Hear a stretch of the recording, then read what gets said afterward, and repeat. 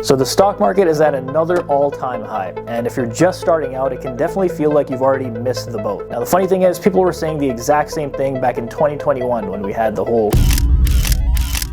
But now that all-time high is just a fraction of what the market is worth today. So over the long term, the stock market tends to always bounce back. Now looking back at the history of the stock market, you can see that bear markets tend to only last from 9 to 15 months, whereas the average bull market goes on for several years. So if you'd have just invested $500 every single month into the S&P 500 from the year 2000 to 2025, you'd be sitting at just over $438,000 today. But the crazy part is that half of that growth actually comes from the last 5 years of that time frame. And that's all thanks to this nice little thing called compound interest, where your money makes you more money, and then the money that made you more money makes you more money. Now your first step before you even think of investing is to pay off any high interest debt that you might have. This is because on average the stock market returns about 7 to 10% give or take, and that amount is actually not guaranteed. But what is guaranteed is the amount of interest that you get charged on credit cards or personal lines of credit that you take out and other types of high interest loans. And that debt actually compounds. So compound interest can work either for or against you. The next step is to open a high yield savings account that covers at least 3 months of your living expenses. This is because if there's anything that the last couple of years have taught us, is that life can be unpredictable. You could lose your job through no fault of your own or have a medical emergency, and it's always smart to have some money saved up so that if those expenses do come up, you can pay them out and not have to pull money from your investments. Or even worse, have to take out debt to pay those expenses. Next step is to figure out your why. So are you going on vacation in 6 months or planning for retirement in 40 years? This can influence everything from the type of account that you open to how much you can actually contribute to your investments. Now a big why for a lot of people these days is that we're starting to realize that just saving your money is actually not enough because of this thing called inflation, which eats away at your money by about 2 to 3% per year. So if your money's not growing, it's actually decaying. Okay, so now you figured out your why and it's time to get into the good stuff. So what are the accounts that you can use to invest? These accounts are called brokerage accounts. It's a type of account that lets you basically buy and sell investments. Now in the US, the main ones are the Roth IRA and the 401k. And if you're in Canada, the main ones are the TFSA and the RRSP. There's a whole bunch of different accounts, but these are typically the two main ones that you need to get started. So let's go through each of these ones real quick. Now in the States, you have the Roth IRA, and the Canadian equivalent of that is called the TFSA. So these accounts, you actually don't pay any taxes on the growth of your investments. I mean, in Canada, we make it pretty obvious. We literally call it a tax-free savings account.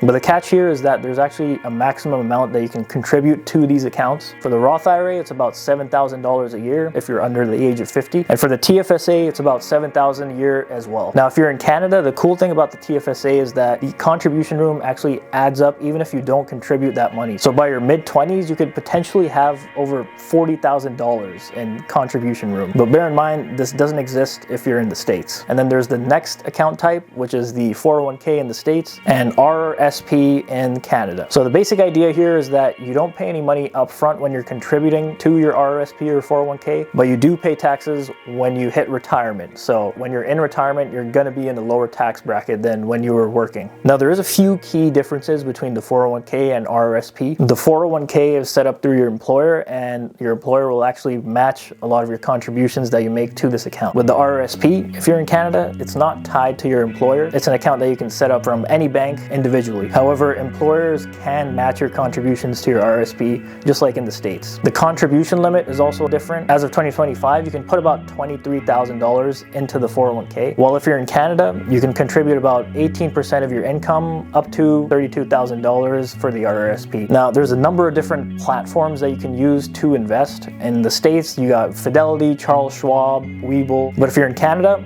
I definitely use a platform called Wealthsimple. It's what I personally use because of its gorgeous layout, zero fees. So if you're a Canadian looking to start investing today, definitely recommend you check out the link in my description. You can get $25 just for signing up and funding your account with as little as $1. Now, full disclosure, it is an affiliate link, so if you sign up with that link, I also get $25.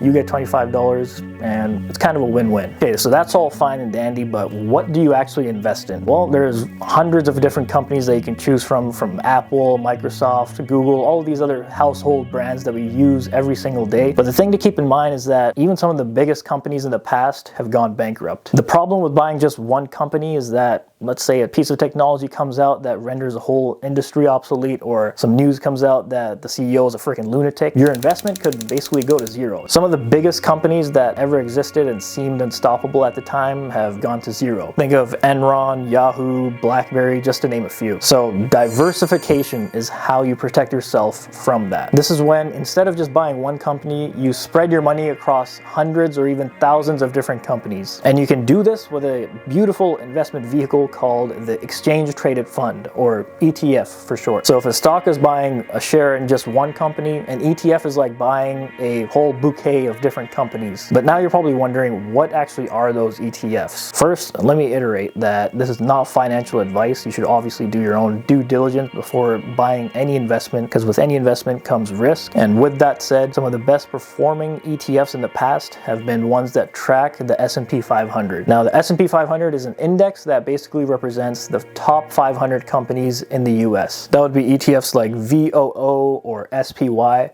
But even then, putting all of your eggs in just one country can still have some risks, which is why something like a globally diversified ETF could be pretty smart. Now, for US investors, a simple choice could be VT, and for Canadians, you've got VEQT and XEQT. These ETFs give you global exposure in just one simple fund. The nice thing about these ETFs is that you don't have to spend hours researching what company is going to pop off or even be around in 10 years, which is typically a losing game, because even 90% of hedge fund managers, these are guys that actively manage their company's investments for a living. With all of their resources and networks, they still end up underperforming the S&P 500 over a 20-year time frame. So if you're trying to beat the market, then the odds are kind of stacked against you. Now, you might look at the price of something like VOO and think, damn, it's like $500, $600 for one share. It's gonna take me forever to save that much. Now, the nice thing is that some of the platforms that I mentioned earlier, like Wealthsimple and Webull, these platforms actually let you buy what's called fractional shares. So let's say VOO is trading at $532 per share, and you can only put $400 a month into that investment. You can actually buy 75% of that one share of VOO. So that way, if VOO goes up by 2%, that $400 that you put into VOO would also go up by 2%. And you didn't even have to buy a full share to get that gain. Now that you have some ideas on what you could invest in, you might be wondering when to actually invest. Well, obviously the best time to buy was 10 years ago, but the second best time is right freaking now. Because the sooner you get started, the sooner you can take advantage of this thing called compound growth that we talked about earlier. Any amount that you lose in the short term is minuscule to the amount that you would lose out on by not taking the first step and contributing to your account, because trying to time the market almost never works. But spending time in the market has proven to work time and time again. I feel like I just said time like 50 times. Everybody knows that you should obviously buy low and sell high, but when shite hits the fan, people tend to lose their marbles and do the exact opposite of that. One of the best ways to avoid this is called dollar cost averaging. This is when you buy a fixed amount at regular intervals, whether it's bi-weekly or monthly, no matter what the market is doing. Instead of trying to guess what the market is going to do next, this spreads your purchases out over time, and when prices are high, you actually end up buying less shares, and when prices are lower, you actually end up buying more shares because it's the same amount that you're investing. Over time, this lowers the impact of market volatility, and it also lowers the average cost per share in your portfolio. And on top of that, it also helps take out all of the emotion and FOMO associated with investing. So you're not tempted to panic buy or sell based on fear or hype. So why don't we go through a live example of what all of this looks like, and all you really need is just a phone. I'm going to use obviously my Wealthsimple app. Now, after I've created an account, you'll see your dashboard here, and it shows you a nice little graph with the value of your combined holdings. Now, obviously when you've first created the account, you're not going to have anything show up there because it's a new account and you haven't funded it yet. So that's what we're going to do. We're going to go ahead and fund this account. Right now I'm showing you what it looks like for this app specifically, but it's going to be pretty much the same across every investment platform. For this app, we click on add money and then click on from, which is going to be your bank account, and then click on the TFSA or Roth IRA if you're in the States. And now you'll notice these two options down below. So over by where it says today, you can select that and it'll give you different days on which you can have this whole transaction take place. I'm just going to leave it as today. And then where it says doesn't repeat, this is where you can set up automatic payments. So let's say you want to invest $200 each month. You can set it up as monthly, which would be the last option here. I'm just going to select my bank account and the TFSA here. And if I click next, then it's going to ask you for how much money you want to deposit. So I'm going to go ahead and deposit $300 here. And I'm going to click on submit. And then once that loads, you'll get a confirmation email saying that your deposit is on the way. So now my account is funded. Now I can go and purchase an ETF or stocks or whatever investment vehicle you choose. And to do that, you can just click on the search icon here. And then I'm going to type in VFV and I'm going to select that. Now, when you go to buy a stock or ETF, you'll notice there's different order types. There's the market order, limit order, and stop order.